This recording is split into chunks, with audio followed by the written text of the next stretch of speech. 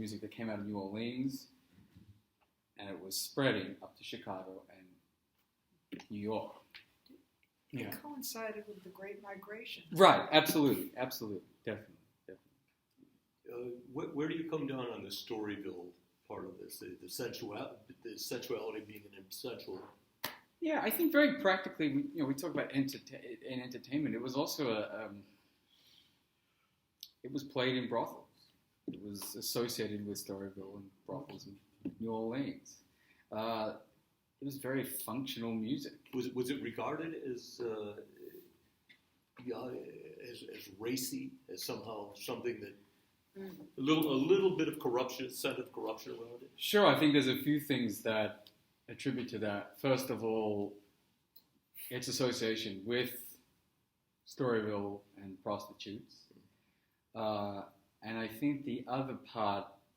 This is blurry. This isn't very clear, but the association with African American culture. Now, in the reading, you'll notice that the original Dixieland Jazz Band, of course, were white, and so a lot of the white population just the population in New York and Chicago, their first experience of jazz bands were essentially white groups.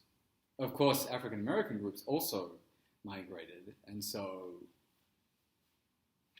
both cultures were exposed to the music.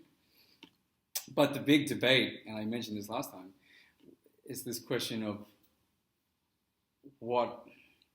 which group contributed to the music, and in what ways did they contribute to the music? Because it's what I mentioned last week is that for a very long time, African Americans weren't necessarily recognized as contributing to the music, to its evolution and its inception.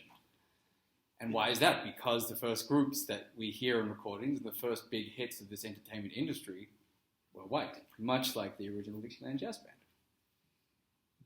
Have you looked into whether or not there was actually a resegregation once musicians came north? I mean, I don't know Chicago street map well enough to be able to tell where the clubs are that are mentioned in the reading, but they all sound to me like they are pretty much in the vicinity of the Louvre, which is to say likely to have been white clubs. Right. And I'm wondering if in fact there was a concentration in the South Side or whatever was the black community at that point, that would have been more likely playing with black musicians. Yeah, admittedly I haven't done as much research on that. And I think it is a good question. I'm not sure how to answer it. Only that, of course, when we do get groups like Louis Armstrong's group and Joe King Oliver, and maybe this is a good point to actually talk about the African American musicians and go into some of the history a little bit, because Jelly Roll Morton has a lot to do with advocating for African American everything but African Americans as the inventor of jazz. So let's take this moment to move on to some of the slides and the material I wanted to cover, and of course we'll be listening to music. So the first character, I use the word character, I think appropriately, is Jelly Roll Morton. The reason why he's a character, he claimed to have invented jazz. He was a pianist. He grew up in New Orleans. He was from Creole descent, born in 1890, began working in brothels at the age of 14. At this point, he lived with his grandma, but he got kicked out. This is a quote from him. When my grandmother found out that I was playing jazz in one of the sporting houses in the district, she told me that I had disgraced the family and forbid me to live in the house. She told me that devil music would surely bring about my downfall, but I just couldn't put it behind me. So there is, as we can see, this negative association with the music, and like every popular and dance music that comes through history, much like the Beatles, people tend to think that the devil is influencing this music. It's going to corrupt our youth. And anyway, so jazz is the same. Swing was the same. Benny Goodman, oof. No. The waltz, the Viennese waltz, very scandalous dance. So it's not just a 20th century phenomenon. It has existed in music and popular culture since as long as music has been around. All right. So, as I mentioned, Jelly Roll Morton was a character, and I highly recommend you to read his autobiography if you get the chance. It's very entertaining. He is known for exaggerating the truth and lying a lot.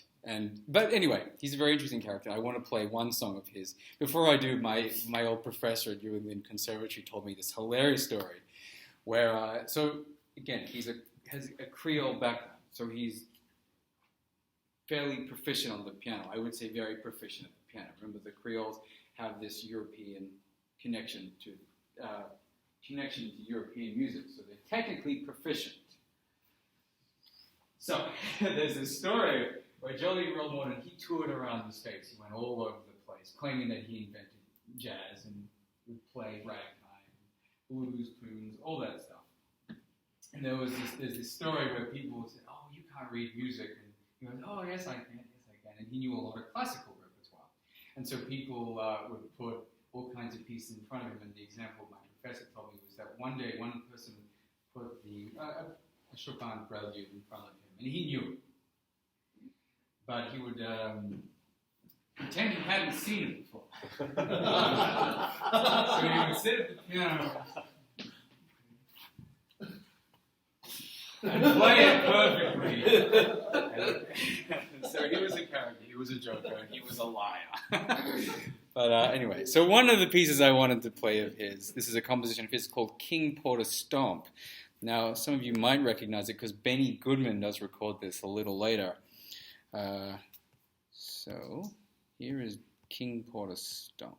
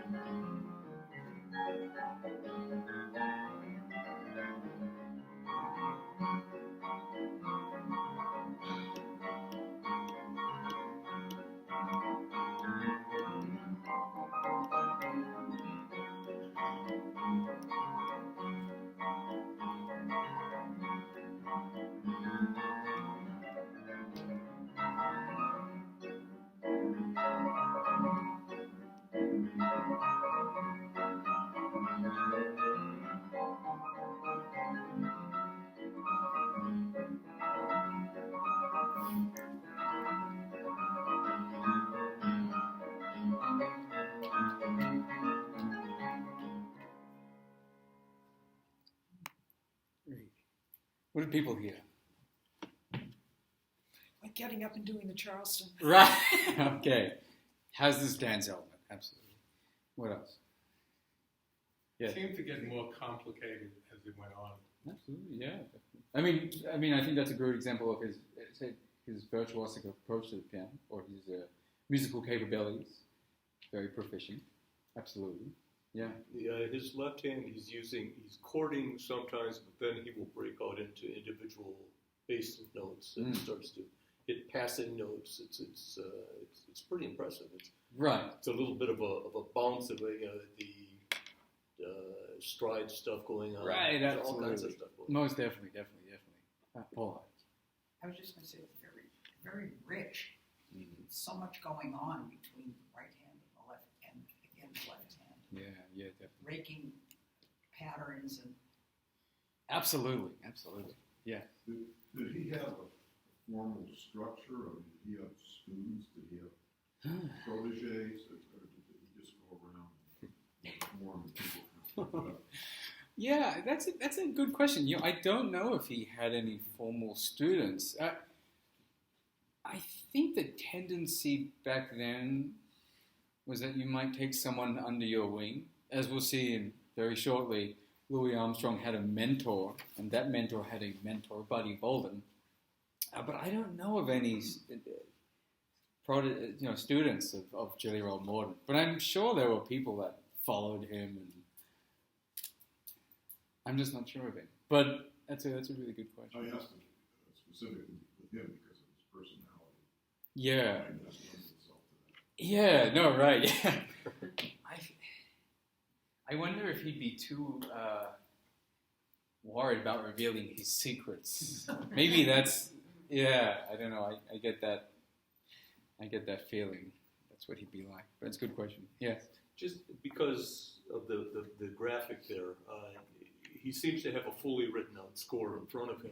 Mm-hmm. So it's back to the question of improvisation. At what point did musicians playing with one another start to use lead sheets as opposed to a fully orchestrated piece of writing? Yeah, that's a good question. I think the answer is, and I'm speculating, of course, but I honestly think the answer is as late as the 40s, maybe even the 50s. The reason why is because when we listen to Louis Armstrong and his group of Joe King Oliver, they're not